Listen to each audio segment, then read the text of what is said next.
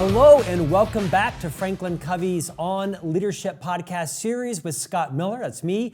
I am still privileged, holding on for dear life as the host of this podcast now, 6 years running our 309th episode, where each week we try to turn our spotlight onto some of the most thoughtful and inspiring leadership luminaries around the world. If there's any lesson that our co-founder, Dr. Stephen R. Covey, has instilled in the Franklin Covey organization, it's the concept of having an abundance mentality.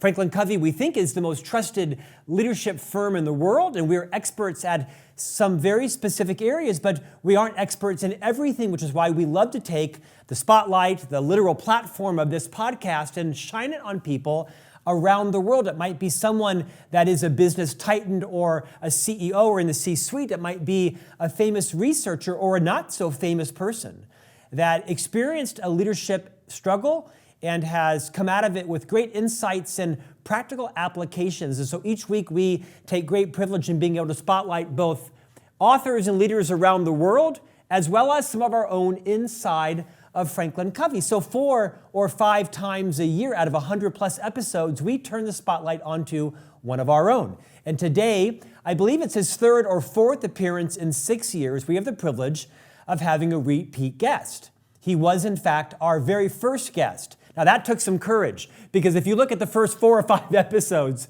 the first 45 episodes of this podcast, it was a little rough. I was still learning to catch my groove, but in the spirit of extending trust, Stephen M.R. Covey, who you know, of course, as the author of the seminal books, The Speed of Trust and Trust and Inspire, did just that. He extended trust to us and the production team, and his episode, which was the first episode, is by degrees of magnitude the most watched and most listened to our series. And he is back today for the 309th episode to talk a little bit about some of the newest insights he's encountered, having toured, I don't know how many dozens of countries around the world, millions of books sold in his Speed of Trust and Inspire series. And so today, we're going to take a deeper dive on what it means to be personally trustworthy. How do you build a high trust culture on the eve of Franklin Covey's relaunch of its new work session, The Speed of Trust? Stephen M.R. Covey, welcome back to On Leadership. Hey, thanks so much, Scott. So here I am from 1st to 309th. And I think I had 2 in between. I think so. And I'm really excited and honored to be back with you and the On Leadership podcast, and looking forward to our conversation today. Stephen, we're going to take a lot of time talking about this concept of becoming a trustworthy person, building a high trust culture. I want to remind our listeners and viewers of a very funny story. So you were one of the leaders that showed extraordinarily low judgment and invited me to join the firm 29 years ago. I moved from Florida to Provo, Utah, the only Catholic in history to have done that. And I remember once when I was first employed in the organization, you were the CEO of the Covey Leadership Center, which was your father's renowned leadership company that eventually became the Franklin Covey Company with the merger of the Franklin Quest Company, nearly 30 years ago. But I was sitting in my cubicle as like the lowest guy on the totem pole, right? There was the receptionist and Scott and the cleaning gentleman, and all of us were equally as excited about working there, but we were all on the same totem pole. And all of a sudden, my cubicle, my phone rings, and across it is the digital letters, Stephen M.R. Covey. And I thought, what is he calling me for? And I took a step back, and it rang like 6 times. I didn't take your call. You were the CEO of the company calling me to welcome in and inviting me to some project. I was so taken aback by the fact that you would be calling me. I did not take your call. So 29 years later, I continue to apologize for stiffing you, strong-arming you, whatever it's called, stiff-arming you on that call. Okay, water over the dam, but I feel like I have to confess it every time I talk to you once a year or so, because I'm still horrified at that. Welcome back. I love it, but Scott, you need to know that I take great pride in hiring you and having the foresight and the vision to see the talent and the greatness that was inside of you. So So rather than poor judgment, it was a keen sense of judgment of what was in you. Well, I could see it. That's overly generous. I appreciate that. Okay, first things first. How is your son doing in the NFL? Remind our millions of listeners and viewers of all of your children that have gone on to do amazing things in life. One in particular has some pretty good expertise in a sport. Reintroduce your son to everybody. Yeah, great. Well, I appreciate you bringing up all my kids because I'm proud of each of them. And my son Britton is he's the fourth of my five kids, and he actually is a punt returner and a slot receiver for the Philadelphia Eagles. He's in his second year. You know, he was an undrafted free agent, you know, made the team last year and made it again this year. It's a tough gig because there's so many good players. And, you know, when you're kind of on the bubble, you're always, you feel vulnerable all the time, that it's pretty precarious, that someone else could just come in and take your place. But he's doing well. He mostly just plays at punt returner, and sometimes you get some shots some games, and other games you don't. But he's had some good returns, and he's one of the better punt returners in the league in terms of yards and average. And it's exciting to watch him play, and he's enjoying the ride and just recognizing that he's living the dream, and he's going to enjoy it as long as he can. So it's been a lot of fun. Last year, Scott, I went to 15 pro football games. And, you know, I've been to 3 or 4 in my life. I went to 15 last year. I've been to a few this year. I'll go to several more. And so it's been a lot of fun for all of us. That's very exciting. And it's fun to see all of his siblings cheer him on as well. I mean, who said the NFL is not for long? He made it for 2 years. That's amazing. Congrats to him. Okay. Absolutely. Well, you're just enjoying every week.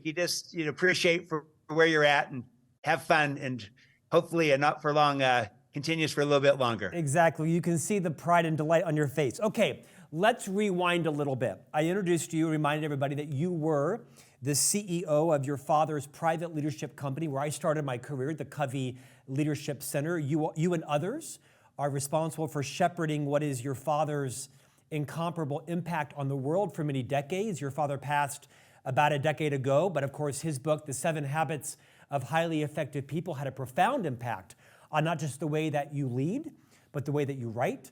When you left the firm and took a sabbatical to write their first big book, The Speed of Trust, this book has now really changed the landscape of how leaders identify themselves as being personally trustworthy, as well as how to create a high-trust culture. You went on then to write this next best-selling book called Trust and Inspire. Stephen, of all the things I think I've learned from you in our nearly 30-year association is that you remind us that we don't get to determine if we are trustworthy. Everyone thinks they're trustworthy, but in fact, how do people really gauge whether or not they're trustworthy? What are the signs? Who decides if you are trustworthy? Yeah, it's kind of, I like to say there's always two trust accounts, mine and yours. And yours is your interpretation of me and how I measure up against that. And the principles of being trustworthy really are all about our credibility and our behavior. And in Speed of Trust, we go in great depth in that, you know, the 4 cores of credibility, which kind of is a measure of trustworthiness, the credibility of a person, their character, their competence. It's just a deeper dive into that character and competence construct. But also, are they behaving in ways that build trust with others? So it's not just your credibility, it's also your behavior, which is really the manifestation of the credibility in action. How do you come across? How do you show up? How do people experience you? And again, you can kind of assess yourself and say, hey, I'm credible and I'm behaving in ways that build trust. But there's also the perspective of how do others experience me? How do they see me on those same measures? How do I show up to them? So I might feel like I'm doing great, but they might not quite experience me the same way. And so in a sense, there's 2 trust accounts, mine and yours, or mine and my teams, and or others, however we might define it. And so trying to kind of build trust through that lens of not just saying, hey, I'm trustworthy, but the question is, how do I show up for others? I'll give you one little illustration of this. And the research shows this, that we've done, as we look at our trust quotient surveys, people tend to overestimate how much they think they trust others and give trust to others by about 3 times. I think the data is 277% higher, that they overestimate how trusting they are. So they feel like, hey, I'm trusting. I trust my people. I trust my team. But when people measure back how they feel trusted by you, it's 277% lower than what you think. So to them, it might show up this way. You think you're trusting, but you're not quite as trusting as you think you are. And so it's just a good illustration. There's always two accounts, mine and yours. And we're trying to we're trying to kind of build that trust in a way where they increasingly are aligned. We are self-aware of how we're doing, and others are seeing us for who we really are. We'd love them to be beautifully aligned. Stephen, let's take that deeper. Let's talk about the link between behaviors and credibility. In your experience, and you have, watching your travel is dizzying. I don't know how you get from, in the safer days, Tel Aviv and London and Munich and New York and back to Europe in the same week. You have paid the price, my friend. Let's dive into your knowledge. When someone is suffering from low credibility, what generally are the behaviors that they are either exhibiting or aren't exhibiting? Kind of just aggregate across your experience. When someone has low credibility, what's going on in their behavior? Yeah. Well, again, it could show up in any one of those 4 cores of credibility and in some of the behaviors that could follow. So on the character side, it's your integrity, your intent. Those are the cores of credibility on the character side. And how that might show up could be around, for example, it could be, are you really talking truthfully? Or are you spinning things, twisting things a little bit, maybe leaving some information out or telling people what they want to hear? Are you really being open and transparent? Or are you operating with hidden agendas? So maybe you're kind of open and there's some things you say that are true and open about it, but there's other pieces that is hidden beneath the surface that ultimately people may not see, but because they're hidden by definition, but they often can feel or sense or wonder about. And are you showing loyalty? Meaning, do you speak about people as if they were present? Or do you kind of sweet talk people to their face when you're with them and then maybe badmouth them behind their back? So it might show up in a variety of different counterfeit behaviors that in a sense is a reflection of your character. That's your integrity and your intent, where you might feel like it's really high, but the way it gets manifest in terms of behavior, how I'm coming across, how people are experiencing me, there might be some gaps in that. And I tend to find the gaps are especially high on the counterfeit side. I could do the same thing on the competence side. So competence is all about capabilities and results. Those are the cores of credibility that comprise competence, the capabilities, the results. But how that shows up in behavior could look differently. Do people experiencing me, do they experience me as someone who is getting better, constantly improving, trying to recreate myself, reinvent myself to stay relevant in a changing, shifting world? Or instead, am I kind of coming across as I've arrived, or maybe I'm just kind of bouncing around from flavor of the month improvement to flavor of the month improvement? How do I show up for them?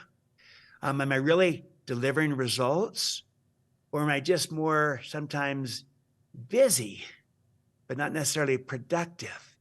Do I clarify expectations, and do I practice accountability to those expectations? Is again all part of my competence, or am I not really being accountable to delivering and performing? And so the real connection between credibility and behavior at every level is profound.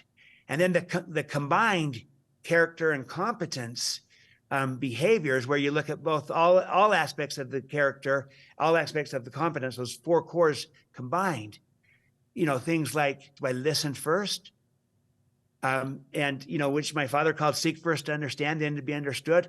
Or do people feel like I'm just listening, but I don't really understand? Do I keep commitments, or am I over promising, under delivering? And I think the big kahuna of all the behaviors, am I extending trust? Am I really trusting people? Or am I just kind of saying that I trust them, but then I'm kind of demonstrating through my behavior that I don't trust them? I might be kind of hovering over, micromanaging, this type of thing. So really the manifestation of our credibility shows up through our behavior. They're connected, and they, as we behave our way, will increase our credibility. And by focusing on the awareness of our credibility, we then learn the kind of behaviors that will help us build the trust. So that combination of credibility and behavior being so tightly connected is what's exciting about this new, updated, refreshed, reimagined version of the speed of trust, and leading at the speed of trust, working at the speed of trust. It's really bringing those two building blocks of credibility and behavior together at any level. Building trust in myself, building trust for me as a leader, building trust in a relationship, building trust on a team, building trust in a culture, building trust with customers, with partners, in the marketplace, in a community. At any level, it's always about credibility and behavior. And this kind of gives us a path forward of how we can increase trust in any of those contexts by focusing on our credibility and our behavior. That's the idea. Stephen, you mentioned the phrase, the big kahuna. You called it extending trust. Let me push on you for a moment, because that's kind of one of those things that, is much easier said than done. Because in a lot of organizations, there is not a lot of room for error. In a marketplace that is fiercely competitive and cutthroat, there's not much elasticity for mistakes. And I don't know of a leader that doesn't want to extend trust. But the reality is, your individual contributors may not have behaved themselves into the competence to actually earn that. They may not have the same judgment or the same knowledge or the same sophistication, the same business acumen. And so it's easy for you to pontificate, if you will, the idea of extending trust. But when it comes down to it, most leaders have to calibrate it very tightly, not because they don't want to, but because they don't feel they're able to. I can relate to that. I have people that work with me, especially as an entrepreneur, where the relationships I've built with my clients, they're my lifelong legacy. And a more junior employee, although really good-willing, has a very different field of experiences than I have, and judgment is different, and competence is different. And so I choose to, in some cases, micromanage them, because I can't afford to have something go south or go wrong, because worst case scenario, it ends up in a lost client. Best case scenario, I spend several hours having to unwind it or fix it because I extended too much trust to the person. It's a broad question. Answer that however you think is helpful. Yeah. Well, I think there's merit to what you're saying, Scott, is the reality that to have trust, yes, we need to be trustworthy, but we also need to be trusting. We really need a combination of both. But you're highlighting that sometimes when you extend that trust to people, you want to make sure that you're doing that in a smart way, that they're trustworthy, that they're ready for the trust being given, that they have both the character, but also the competence. And it may be that someone has the character and they're a good person, honest person, but maybe they're lacking in the competence. Maybe they're not current, or they're not relevant, or maybe they've had zero experience or practice in a certain area that's really high risk, and it's got to be done well and right. And you're not quite ready to just say, hey, take it on fully, because they need a little bit of experience with this and practice with it. So these are all good points that you're bringing up. And yes, to sustain the trust, we have to be trustworthy. And our people need to be trustworthy in order for us to sustain the extending of trust, or else it wouldn't be smart to keep trusting someone that's not trustworthy and not capable and not ready.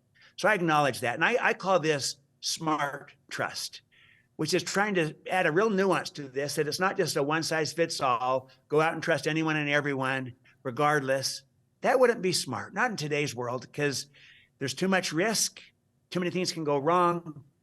Not everyone's ready for that. So let me concede the point and acknowledge that people do need to demonstrate trustworthiness to sustain the giving of trust. Having said that, Scott, I really want to highlight, though, that oftentimes what will enable and create that trustworthiness and allow it to come out is the very act of extending the trust, of giving people the opportunity.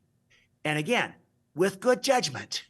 If the risk is so great that the trust you're giving, if it's not done perfectly well, is going to sink the firm, then it wouldn't be smart to extend that much trust that soon to someone not ready for it.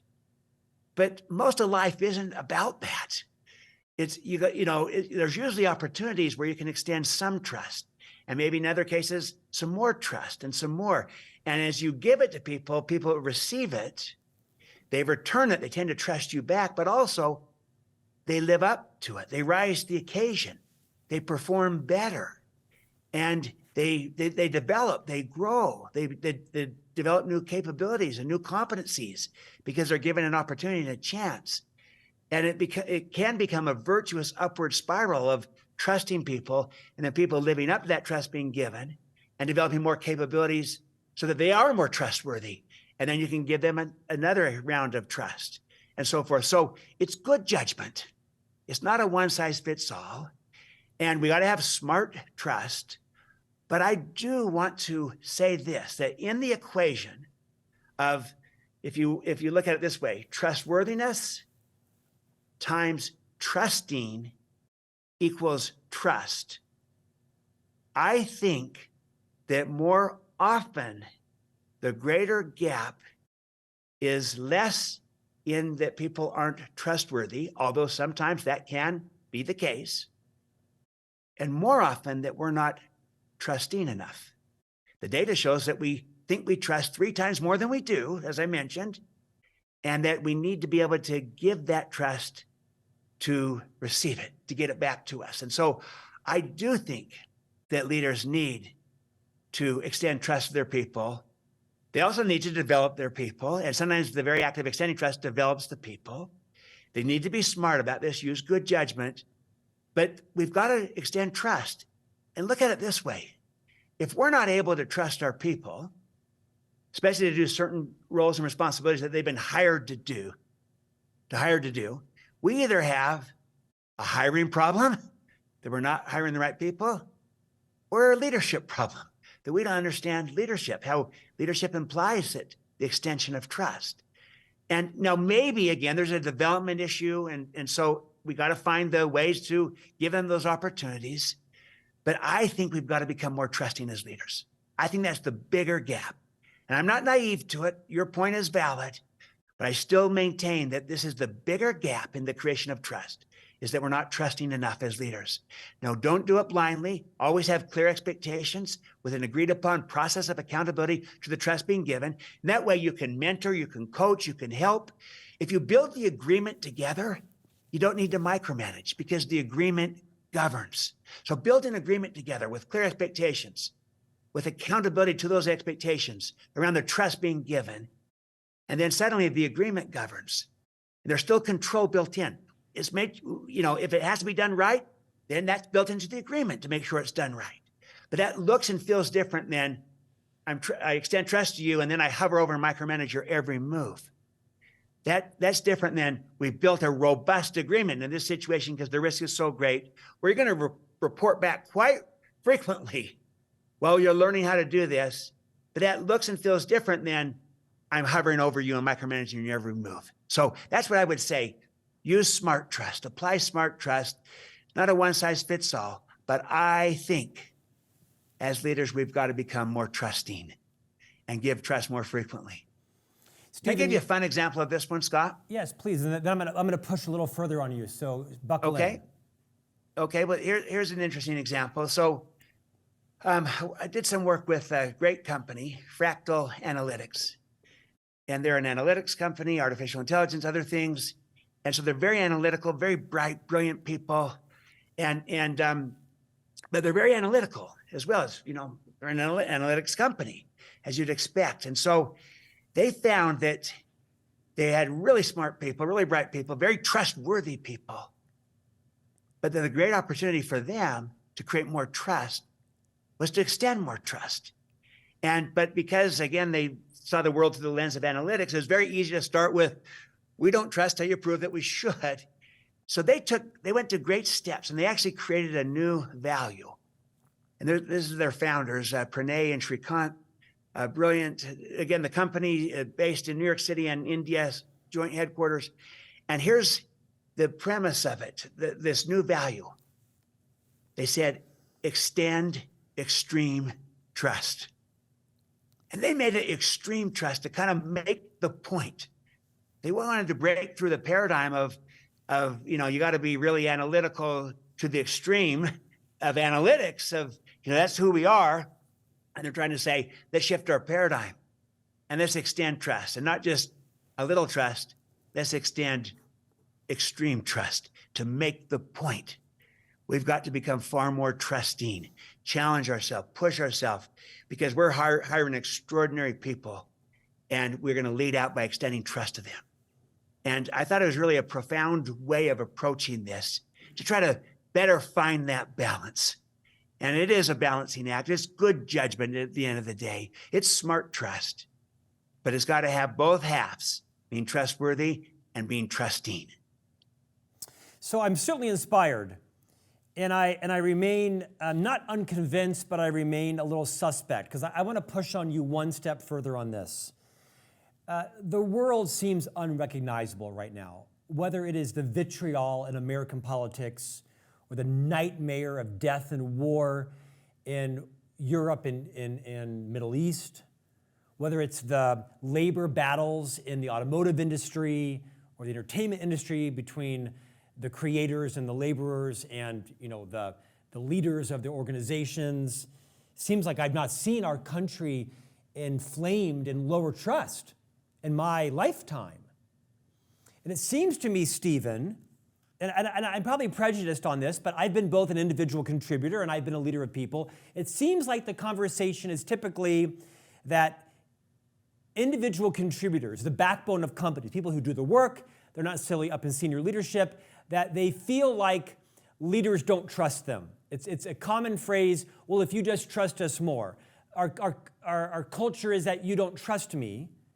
And it seems like there are countless examples of how a lot of workers don't earn that trust, whether it be because of the quiet quitting era or the people during the pandemic that took on 2 full-time jobs because they could under the cover of hybrid and virtual work, or the fact that perhaps these individual contributors, which are good, I think probably generally trustworthy people, they may not have the same level of accountability or responsibility for the values of the company or the growth or the profit or the customer service. By no means do I mean to pit leadership against the working class, if you will, of which I was for most of my career, but doesn't it extend both ways? I guess I want you to reiterate that in order for leadership to trust the workforce has to also earn the reputation of being a high trust contributor.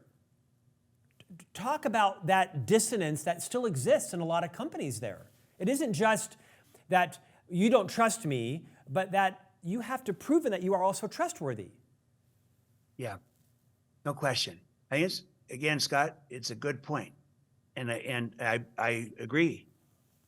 And I like to always highlight this. Is trust earned or is trust given? The answer really is yes. It's both. But it starts with being earned. We have to earn trust. We have to demonstrate it.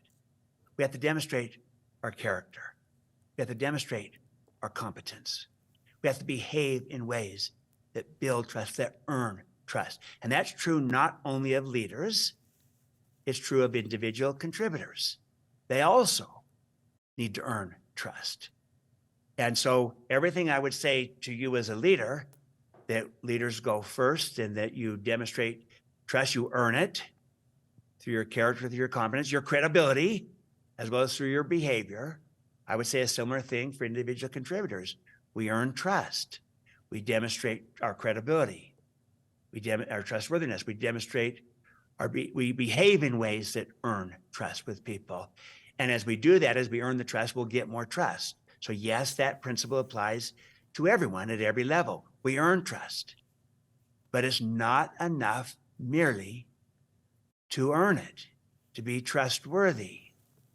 Because think about this. You could have two trustworthy people working together. They both could be trustworthy, and yet there might be no trust between them, even though they're both trustworthy, if neither person is willing to extend trust to the other, to give it. And so, yes, in addition to being trustworthy, both leader and individual contributor, both, we also need to be trusting, willing to give that trust, to create the trust. And that combination of trust being earned, trust being given, is how we will create trust. Being trustworthy, being trusting. And that's really at every level.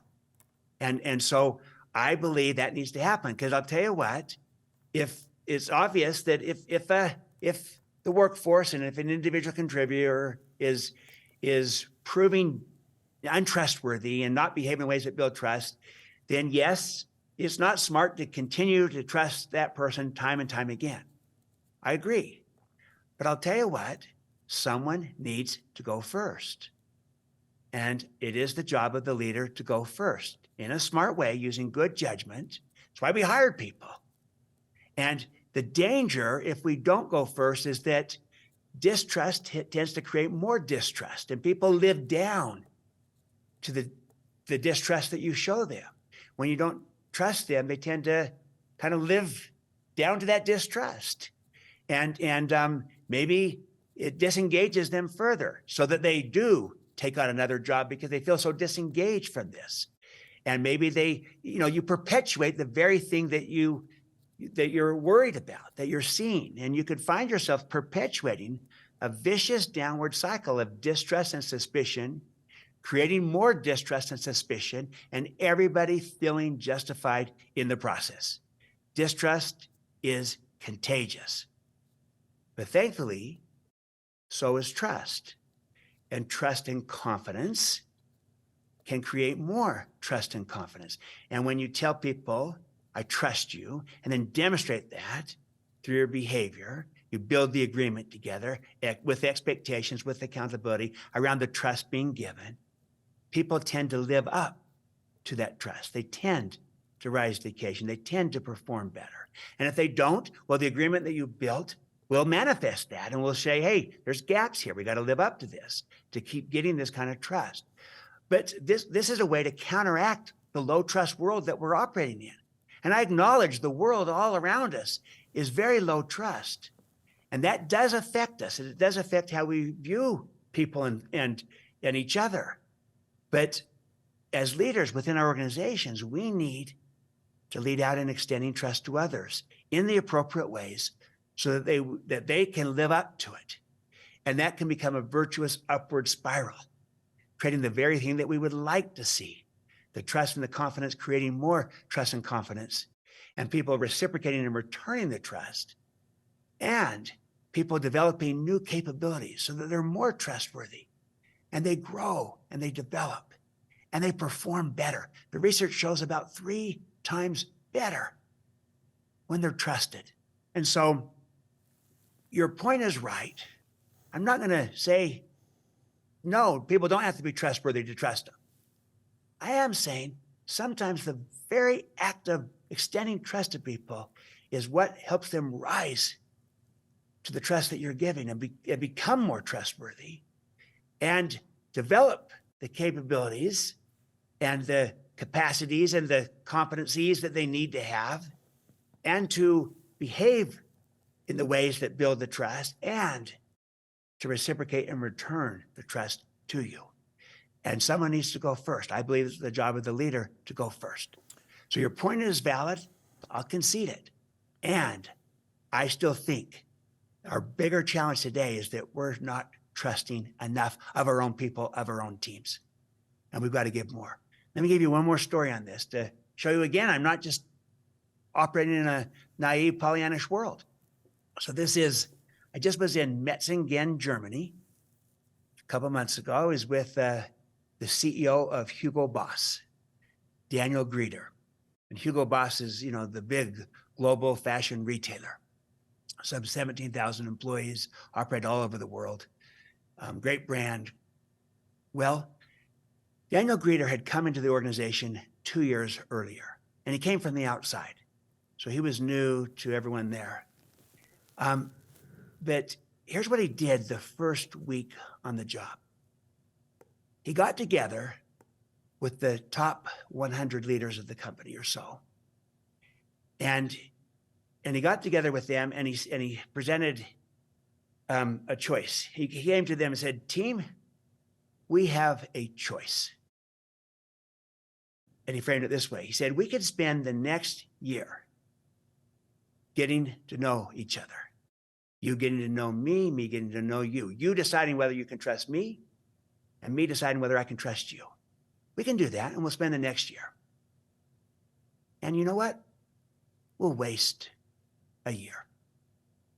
Or we can decide from day one that as part of who we hired at Hugo Boss, that we hire winners, that we trust each other." Well, let me tell you where I land on this. I want each of you to know something. I trust you. I'm asking you, trust me back. Together, we can create a new culture based upon trust, and we can do it fast.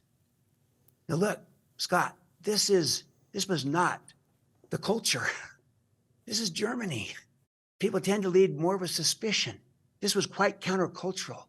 People were taken aback by this. I talked to several of them. They said, yeah, we were kind of almost shocked, surprised, but to a person they said, but I felt inspired by it. I wanted to live up to it. I wanted to prove that was justified. And I responded to it, and I reciprocated and returned the trust. And they began to move fast. Well, they created a 5-year plan. They had all the metrics of growth, of revenue, of market share, of profit, of brand awareness, and the like. So a 5-year plan. Well, they're 2 years into the plan now, and they are achieving at level 4 metrics on the plan. 2 years into it. They're 2 years ahead of schedule. And in Daniel Grieder's words, we are operating at the speed of trust. Well, someone needed to go first. Daniel went first, and people responded to it, and he's unleashed the greatness of their team, their organization. So was that smart? I argue yes, because his premise was we have winners here. And look, if someone didn't prove worthy of that trust, at some point they would address that and either help the person improve or move into another role or move them out of the company. So you have to earn it too. You do have to earn it, but you also have to give it. Both are vital, to be trustworthy, to be trusting. I think the greater gap as leaders is we need to become more trusting. Stephen, let's end on this topic. Let's look inward. Previously, you've talked a lot about the concept of character and competence. What I would like to do is get more granular than that. As we end this conversation, as people look inward about, am I trustworthy? What questions should we be asking ourselves to recognizing that everybody's circumstance, their role, their titles, their jobs, their industries are all different? Generally speaking, what questions should we be asking ourselves to help boost our own trustworthiness? Yeah, great question. I think we really do look in the mirror, because my basic premise is that trust is built from the inside out through our credibility and our behavior. But the idea of inside out is that we start with ourselves.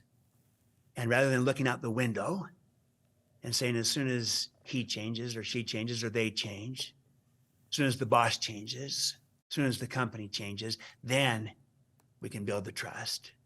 That's outside in. Inside out is looking in the mirror and saying, what do I need to do to increase trust with others? Is it smart to trust me? If I talk about the idea of smart trust, using good judgment, for those that interact with me, have a relationship with me, is it smart for them to trust me because of who I am, because of my character, my competence? So I focus on that character side, and I'm looking at the integrity, and I'm asking, do I demonstrate this integrity? Do I do the right thing, even when there's a cost or a consequence? You see, it's relatively easy to have integrity when there's no cost or consequence. It's easy for me to do the right thing when it doesn't cost me anything. What about when it does cost me something? Am I still willing to do the right thing, even when there's a cost or a consequence? That's the test of integrity. Am I demonstrating both humility and courage? Sometimes people demonstrate one and not the other. The combination of both humility and courage is a greater manifestation of real character. So I'm asking that type of question. Then on the intent side, I'm really looking at, do I care about the people that I'm leading, that I'm serving? Do I genuinely care? So it's not just I say that I care. Do I care? It's a good test. And then do they know that I care? Do they feel that I care? It's one thing for me to say I care. It's a whole other thing for the people to say, I feel that my leader cares about me. I feel that. I know they care. So I'm really kind of trying to ask those questions. How do I show up to them? So I ask myself, do I care? And do they feel that I care? Do they know it? So those are the types of questions I ask about character, integrity, intent. I do a similar thing about my competence. On capabilities, I ask, am I relevant? Am I current? Am I learning? Am I improving? Am I getting better? Am I staying relevant in a changing world? It's like the idea that someone says, hey, I got 15 years of experience. Good. But the question is, do you have 15 years of experience, or do you have 1 year that you've repeated 15 times? In other words, are you learning, improving, getting better, staying relevant? Because that will keep you credible and that will keep you trusted. And then, do my results inspire confidence? In other words, does my track record of performance, getting the job done, delivering results, does that inspire confidence in others such that they look at me and they say, look at Stephen, look at Scott, look at Julie or Robin, whoever it might be. Are they performing, delivering in a way that I can say, this person comes through, they deliver, they have a track record of results that gives me confidence? So I'm kind of trying to ask that question. Am I there yet? We're all on the journey of increasing our credibility. None of us ever arrive. I haven't arrived. We're all on the journey to get there. But this is kind of the 4 cores of credibility give you that framework to look at. Then I could do the same thing with the 13 behaviors of high trust leaders and almost go through those one by one and try to identify, are there a couple of these behaviors, be it listening first or keeping commitments or clarifying expectations or practicing accountability or creating transparency or demonstrating respect, where I need to demonstrate and show, I need to behave my way into greater trust because I might be sometimes manifesting counterfeit behaviors that kind of look the part but aren't the real deal. So those are the tests I ask myself, and how am I showing up? And really, I'm trying to assess, how do I show up with the authentic behavior, not with a counterfeit version of it? So those are the kind of tests, and thankfully we have tools to help you do that too, like a TQ, a trust quotient, where you can get a 360 feedback. Part of this new, updated, reimagined Leading at the Speed of Trust course has a whole thing on building a high trust team with a team trust assessment built right into it, where people can see how as a team we're doing on credibility and behavior. The 4 cores of credibility, the 13 behaviors. And you can kind of assess how we're doing and maybe which 3 behaviors we ought to focus on as a team and get better at. So we can work on this from the inside out. But we can start with each of us as a leader. So those are the questions to be authentic about it, vulnerable about it, and real, take it head on. That's the opportunity for us. And if we approach it this way, I'm confident that we can be a catalyst to help bring about high trust cultures. It may start by just building a high trust team, the team that we lead or that we're a part of. Even if we're operating in a low trust company, we could have a high trust team that is saying there's a better way to do this, or you get results in a way that also builds a culture of trust. And if you can do it here, then maybe others can do it there. And we can help become a catalyst to bring about this throughout the entire organization. So I'm not downplaying how hard it is, but I am trying to highlight we don't have to wait on anybody else. Leaders go first in building that trust, starting with ourselves as leaders. Stephen M.R. Covey, New York Times, Wall Street Journal bestselling author of the books The Speed of Trust and Trust and Inspire. You've been a great inspiration, not just carrying forward your father's legacy inside of our company worldwide, but establishing your own as a very trusted friend of the firm. Thank you for coming on to our 309th episode, as you did on the first episode and a couple in between. And I'm guessing that means you'll be back in the number 400 somewhere as well. I'm sure the podcast will be here with some great host hosting it in the future. We'll see what that looks like. Thank you, sir. It's great having you back today. Thanks, Scott. Always great to be with you. And thanks to all our listeners and viewers. Really delighted and grateful for this chance to talk about what I believe is the one thing that changes everything, trust. And we'll see you back here next week for a new conversation on leadership.